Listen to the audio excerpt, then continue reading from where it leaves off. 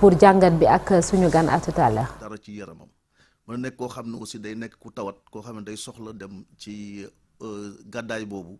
pour mën a faj wér-gu-yaramam wala mu mën a mu dem aussi tamit ci beneen fànn bi ñu gis ne am na loo xam ne jot na ko mais matewul fa mu nekk ci diagnostic mu dem uti diagnostic foofu daanaka loolu moom mooy waral mobilité bi li ëpp ci nit ñi di ko def. mooy nga jóge réew dem réew wala ci biir réew mi. non gàddaay boobu mën naa nekk ci biir réew mi parce que mën nga dëkk ci yenn dëkk yu sori yi nga xam nekk na ci biir Sénégal nga xam ne tey dara mën na la jot ñu ne la lii la jot de moom mënuñu koo faj ci diwaan bi mais da ngay dem Dakar wala nga dem Thiès wala nga dem Touba pour mën ko faa uti kooku takk ay bagaasam ci biir dëkk bi dem yenn dëkkam dem ci dëkk bu ñu ko wax pour mën fa am paj moo xam ne dina mucc ayib. loolu problème bu rëy la Sénégal Georges. loolu noonu gis nañu ni c'est des milliers de personnes pas à l'interne mais surtout jóge ci réew surtout réew Afrique dem ci réew tugal yi dem di faju ji feneen est-ce que loolu du échec ci sunu système de santé yi. waaw loolu mën nañ ko tuddee échec ci benn fànn bi bu fekkee da ngay dem pour diagnostic wala nga dem pour faju ji mais xam nga léegi mobilité médicale bi xam nga santé léegi dafa jugee ci li ñuy wax action sociale dem ci géostratégie Covid bi rek wane na ko dafa nekk géostratégie bu nga xam ne léegi nit ñi dañ ko def arme dañ ko def jumtuwaay maintenant soit du ci wutum koppar wala jumtuwaay pour di ci xeex yeneen dëkk donc loolu bu ñu amee si dëkk du fa wóorul ndax dafay tax dëkk ba du am souveraineté ndax nit bu dee da ngay gàddaay pour uti taw feex feneen rek manque de souveraineté te danger la ci dëkk aussi d'ailleurs ndax niñ ci ñàkk ci koom day bari. te souvent li mu gën a poser problème ci souveraineté bi ngay wax bu fekkee ne woy politique yeeg ak yéen pajkat yi donte sax yéen a ngi ci biir réew mais bu leen dara jotee ngeen dem feneen. waaw parce que daf fi matawul xam nga loolu mënoo ko tere nit xam nga santé moom dafa nekk responsabilité individuelle doomu aadama nit ku nekk rek yow fa gën ngay dem mi ngi mel ne dëkkuwaay rek boo amee xam nga fi nga war a mën a dëkk bu fekkee demewul noonu am nga noonu la àdduna mel ndax santé moom boo xoolee échange la rek nit ku nekk fa nga toll rek ngay fajoo loolu nag danger bi mu am mooy day tax du am li ñuy wax démocratie sanitaire ndax dëkk suñu bëggee mu dox dañuy fexe ba faj mi ñëpp tolloo ci kanamu feebar maanaam boo feebaree bu ki am sibbiru wala am beneen feebar ak maqaamam dayam fu mun toll état bi garantil ko une sécurité pour mun ko faj. loolu mooy docteur boo amul xaalis doo faju. waaw loolu la gars yi dox te loolu nag mooy erreur loolu li ko waral mooy tey boo jëlee dëkk yu mel ne Sénégal financement de la santé dafa poser problème parce que tey santé bi ak 40 ba 50% ci ménage yi ñoo koy yore mooy santé ci poche la nekk te santé xajul ci poche. il faut que loolu bu ñu bëggee mu dañ il faut que d'abord ñaari mbir la ñuy mën a def mooy la responsabilité individuelle médicale des Sénégalais ak la responsabilité de l'État il faut que Sénégalais xam ne aussi santé capitale la boo xam ne dañ ko war a gérer seen bopp ni ñuy def pour lijjanti seen bopp nañ koy def aussi pour xam ne dañu war a mën a feebar bu ñu feebaree ñu mën lañ faj état bi aussi xool ne santé aussi souveraineté la dafa war a def le tout pour que Sénégalais yëpp ni ñuy amee ndox am ñu lijjanti mbirum ceeb beeg yooyu ñu ko def ko ba lijjanti ko mbirum santé bi ba ku feebar nga mën a dem ñu faj la ba pare ñu xool kan moo mën a fay te am nay dëkk yoo xam ne réussir nañ ko ci la ñuy dem ñun di fa sàkku faj ñun nag war nañ ko mën a def parce que am nañ expérience bi mais malheureusement dafa nekkul luy problème bi. santé dafa nekkul priorité pour Sénégalais yi nekkul priorité pour autorités yi parce que Sénégalais yi seen santé yitteelu leen des fois da nga gis nit ku ñëw sa cabinet consultation nga ne ko lii nga war a fay ak lii ak lii mun na la man yor ma ko mais boo xoolee loxoom yor na ko parce que. ak ñoo wuuteeg Maroc wala Tunisie. exactement parce que Maroc Tunisie politique la xam nga ñun problème bi ñu am mooy on a un problème de gouvernance sanitaire te gouvernance bi dafay nekk tey suba ba gannaaw suba nga def ay projection def ay prospective pour mën a xam santé bi fan la jëm sa population naka la ñuy feebare te léegi li gën a doy waar Sénégal sax mooy nit ñi subiru beeg yooyu jaaxalatu leen li leen jaaxal mooy feebar yu bees yi nga xam ne day laaj ay moyens yu bare pour faju IRM dafa cher ay 250 ba 300 mille la nga jël scanner bi ay 100 mille la ñuy wax 150 mille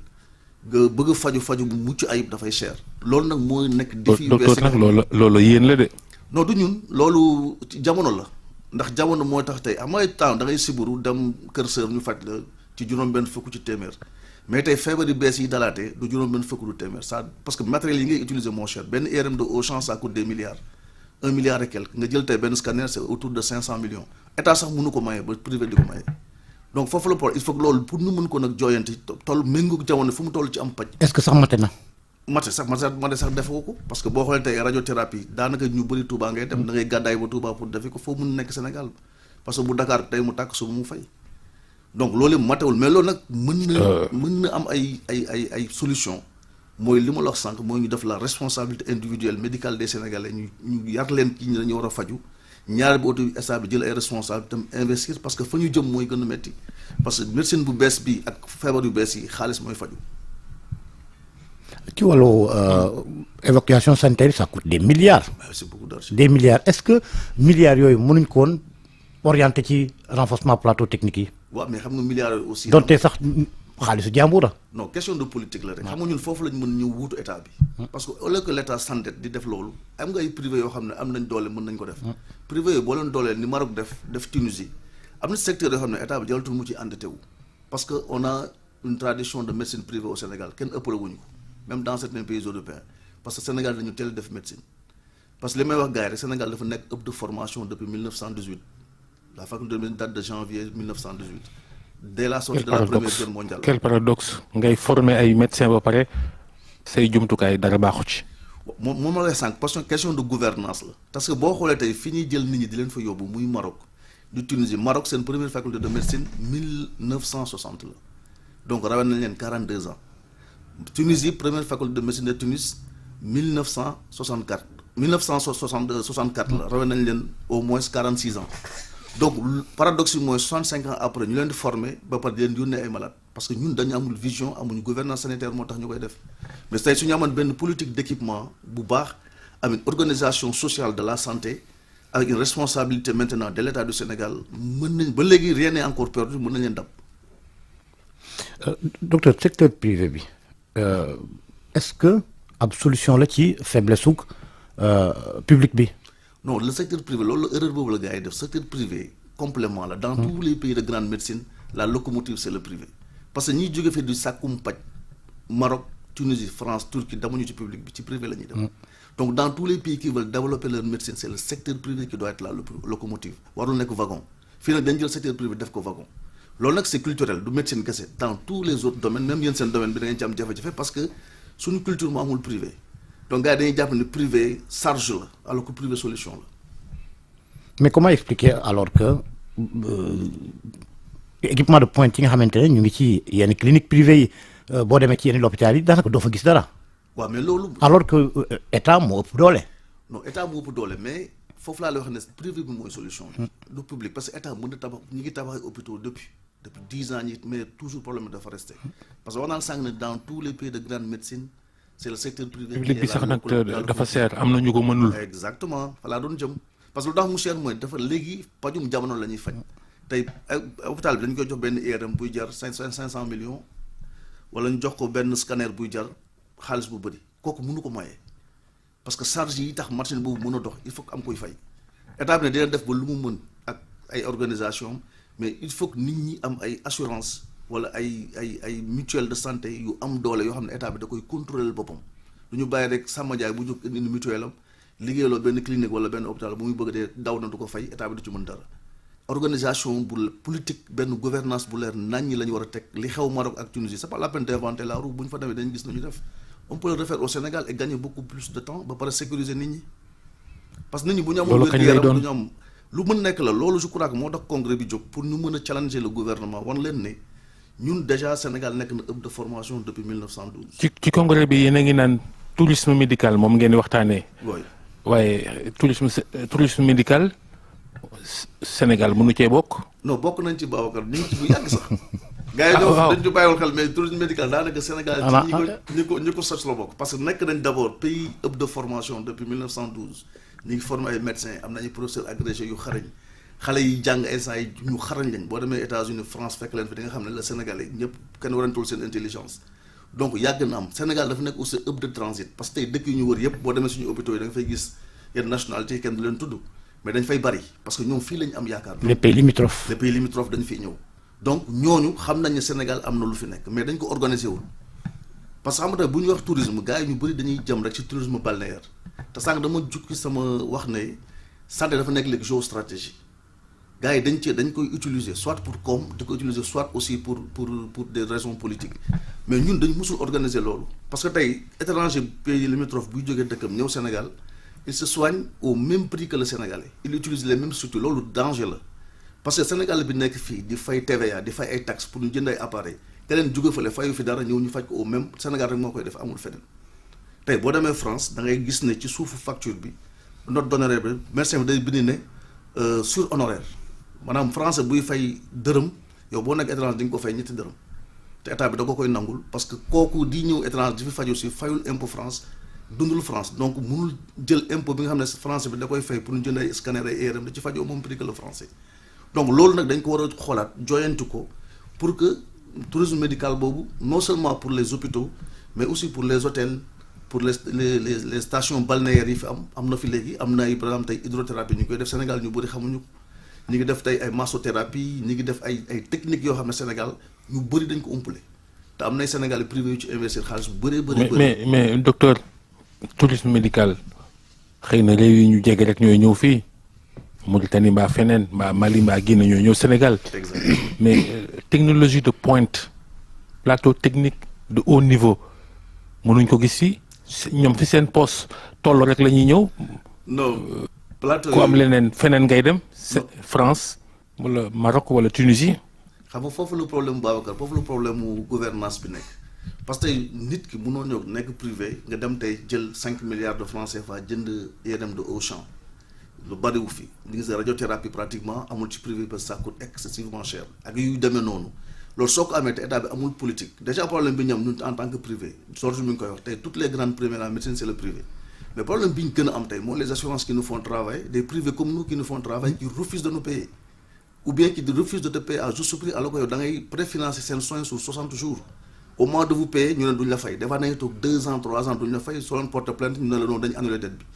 c'est da ngay xool daañu da ngay jël assurance bi dañ ne dette yi commencé 2019 duñ ko fay te fu ñu ko teg alors que yow on a fait ces soins là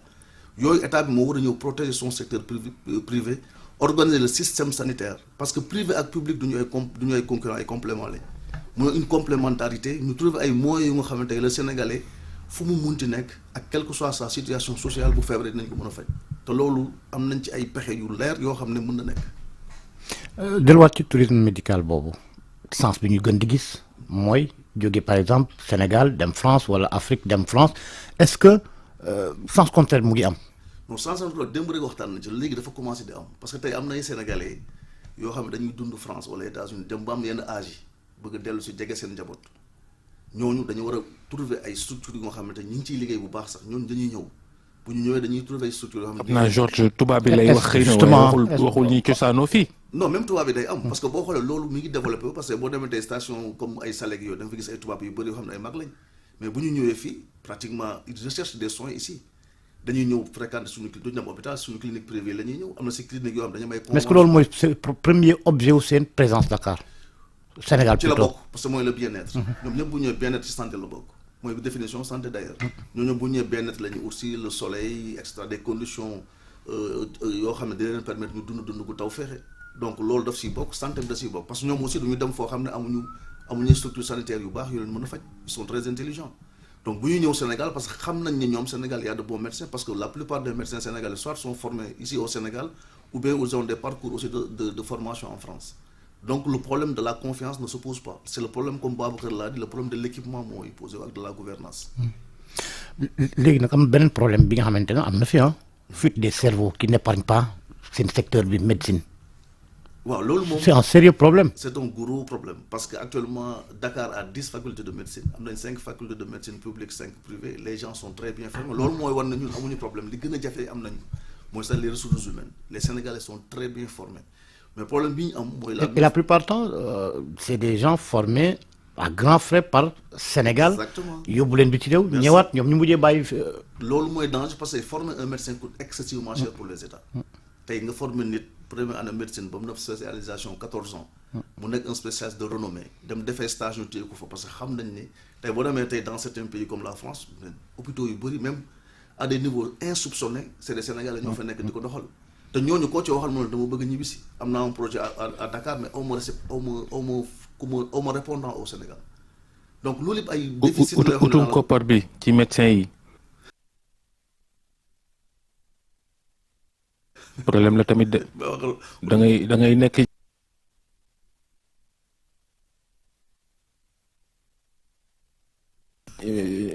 médecin ci public bi sax daal di créer sa benn clinique privée ci wet gi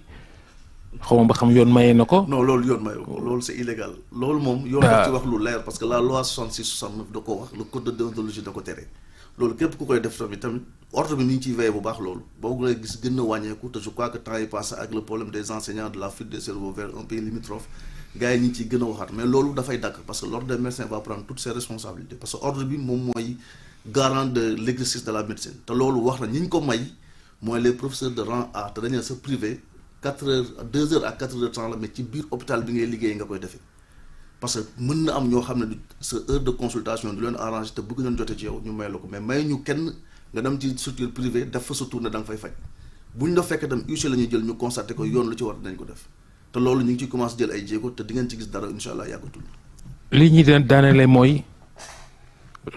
réew mu ci benn Turquie nit ñi dañ fay dem di defar ay yaram yokk sa ginnaaw mbaa sa dënn. gis nañ ne sax léegi dañuy jéem a ñëw fii samp fi loolu moom médecine la wala lu mu doon ak ba xam lu baax la. waaw xam nga loolu moom c'est responsabilité individuelle médicale doomu aadama la dem par exemple def chirurgie esthétique bon nit ñi moom kenn mun leen ko tere comme ni ñuy jëndee yenn jumtuwaay la ñuy yaakaar na ñoom war nañ bu ñu am parce que ça coûte cher donc ñi koy def ñooñu pratiquement loolu la ñuy wax la médecine de prestige feebaruñu mais dañu bëgg am lu ñu jowante ci seen bind ni ne suñu borom bindee. bon nangu nañ ko wala nanguñu ko nag ci suñu diine mais ça c'est autre chose mais loolu mënoo ko tere nit ñi par contre rabatteurs yi nekk fii di jël ay nit di leen yóbbu ci ay conditions yu leerul état bi da si war a jël responsabilité am parce que boo jëlee dëkk yu mel ne ay Tunisie mënoo faa génn ak dossier médical di dem te gouvernement bi càmbaru ko xool ko bu baax parce que loolu ñuy dem di ko defi en Turquie ay sénégalais jàng nañ ko am na ay professeurs yu xarañ yu fi nekk professeur Lamine Ndiaye mi ngi fii professeur Ka ñi ngi fi dañ koy def te dañ koy def dans des conditions dans les meilleures conditions possibles te ça va coûter beaucoup moins cher mais souvent li ciy dugal gars y a des rabatteurs qui sont là pour des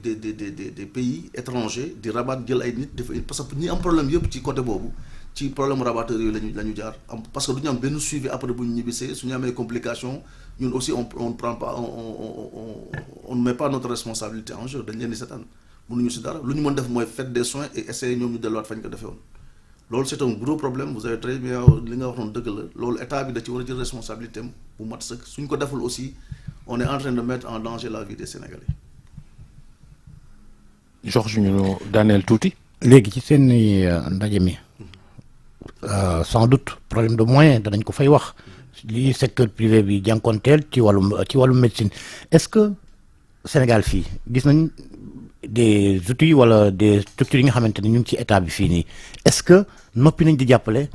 la médecine privée. non médecine privée moom parent pauvre la ñun duñ ko nëbb parce que parent pauvre la mooy d'abord problème de texte législatif ak réglementaire la ñu am parce que Sénégal mooy dëkk bu nga xamante bëgg na def médecine te amul code de santé publique c'est vrai que le nouveau ministre mi ngi ciy jëf ay jéego mais depuis 1900 les textes de 1900. à quoi servent donc ces instruments bi nga xamante état bi teg na ko fi ci seen côté. mais on les sent pas parce que li ñu njëkk ñun lu ñu gën a soxla sax mooy la sécurité d'abord. que ku ñu liggéeyal nga mën ñu fay état bi teg ay possibilités am nañ ci ay propositions yu ñu ci def. parce que ñun mënuñu gëm tey nga nekk benn assurance étrangère nga ñëw Sénégal toog fii signé ay convention ak ay privé sénégalais liggéeyal leen ba pare doo leen bañ a fay te ñun amuñu recours te état bi jàppaluñu ci loolu loolu c'est on le dénonce. tey ñun soxluñ sax ku ñu financé nañ ñu fay suñu xaalis. tey c'est des milliards de francs CFA que des privés comme nous doivent ils sont dans ce pays et on ne peut pas grand chose contre li nga ma def mooy porter plainte nga dem justice et la plupart du temps c'est des procédures longues doo am jot bi du mujj fenn mais état bi dafa war a créer ay mécanisme de compensation pour gérer son secteur privé. seen congrès bi démb la tàmbale suba lay jeex congrès africain de la santé et du tourisme médical ñu ngi lay gërëm bu baax docteur Serigne Fallilou Samb bokk ci ordre des médecins waaye jiite itam association clinique yu privé yu Sénégal Serigne Fallou Samb docteur kontaan nañ ci dalal ci bésu Kazu Rajab bi itam. jërëjëf Georges jërëjëf Cheikh Donata.